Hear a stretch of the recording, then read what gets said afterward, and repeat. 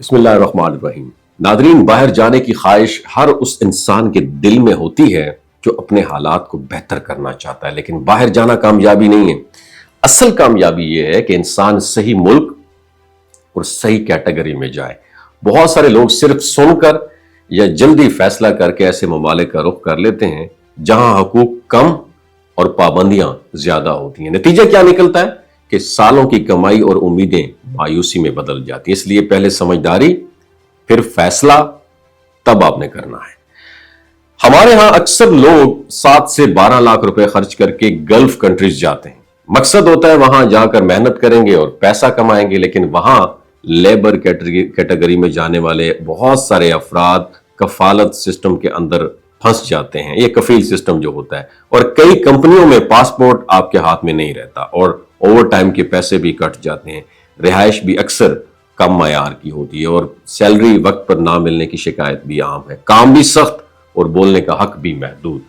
لیکن آن the other hand, دوسری طرف اگر ہم ٹرکی یا یورپین سائپرس کی بات کریں تو وہاں لیبر قوانین واضح اور مضبوط ہیں۔ کمپنی آپ کو قانونی کانٹریکٹ دیتی ہے اور اس کے ساتھ ساتھ سیلری وقت پر ملتی ہے۔ اوور ٹائم کا حساب صاف ہوتا ہے، میڈیکل اور انشورنس کی سہولت بھی شامل ہوتی ہے، اور سب سے اہم بات بتاؤں، وہاں محنت کرنے والے کی عزت ہوتی ہے۔ اور اگر انسان نے ویسی محنت کرنی ہے تو ایسی جگہ کرے جہاں محنت کی قدر بھی ہو اور راستے آگے بڑھنے کو بھی ملیں۔ تو اب آتے ہیں اصل طریقہ کار پروسیجر کی طرف۔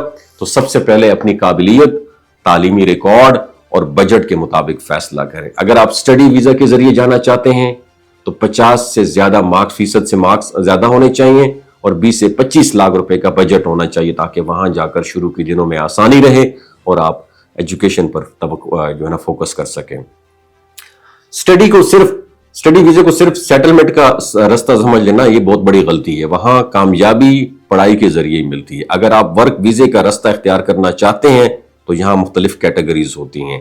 اگر آپ کے پاس ڈگری یا ڈپلومہ ہے تو آپ وائٹ کالر کیٹیگری میں آ سکتے ہیں۔ اس میں ڈاکٹر آ جاتے ہیں، انجینئرز آ جاتے ہیں، آئی ٹی ایکسپرٹ آ جاتے ہیں، اکاؤنٹنٹ، آفس ایڈمن، آرکیٹیکٹ جیسے پروفیشن شامل ہیں۔ اور اگر آپ ٹیکنیکل مہارت رکھتے ہیں تو آپ بلو کالر کیٹیگری میں آ سکتے ہیں، جس میں carpenter, plumber, electrician, welder, A C technician, tile fixer, auto mechanic جیسے پیشے شامل ہیں۔ اور اگر آپ کے پاس سکل نہیں ہے تو بھی موقع موجود ہیں۔ جنرل لیبر میں ہیلپر ہے، کلینر ہے، پیکر ہے، ڈرائیور ہے، سٹور اٹینڈنٹ ہے، اور کنسٹرکشن ورک کی جابز مل جاتی ہے۔ اور خاص طور پر سائپرس اور ٹرکی میں ہوٹل اور ٹورزم انڈسٹری جو ہے بہت تیزی سے لوگوں کو جاب دیتی ہے، اور اس میں waiter, kitchen helper, housekeeping staff, reception assistant, room servant, cashier, bar attendant اور ایون جو ایونٹ جو سروس سٹاف ہوتے ہیں، اس کی جابز عام اور بہت ساری ڈیمانڈنگ جابز ہیں۔ یہ جابز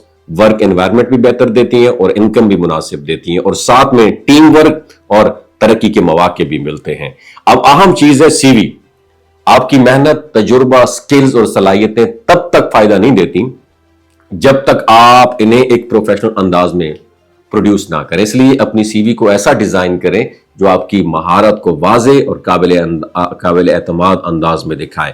پھر کمپنی کے آفیشیل ویب سائٹ اور گورنمنٹ کے جاب پورٹلز پر آپ نے اپلائی کرنا ہے، اور آخر میں یاد رکھنا ہے، باہر جانا کامیابی نہیں ہوتا، صحیح جگہ جا کر صحیح بنیاد رکھنا یہ کامیابی ہوتا ہے۔ محنت سب کرتے ہیں لیکن عزت اور حقوق ہر جگہ نہیں ملتے میری جان۔ اس لیے فیصلہ کریں، سمجھداری سے کریں، جلدی سے آپ نے بالکل بھی فیصلہ نہیں کرنا۔ خدارا کسی ایجنٹس کو بھاری بھرکم فیسیں بھی نہیں دینی تاکہ آپ کا مستقبل ضائع نہ ہو۔ اور ہاں، کنسلٹنسی مشورہ ہر کسی سے لینا ہے۔ پھر بھی اگر آپ مشورہ لینا چاہتے ہیں، نیچے دیے گئے نمبر پہ آپ فری مشورہ بھی لے سکتے ہیں۔ بہت شکریہ۔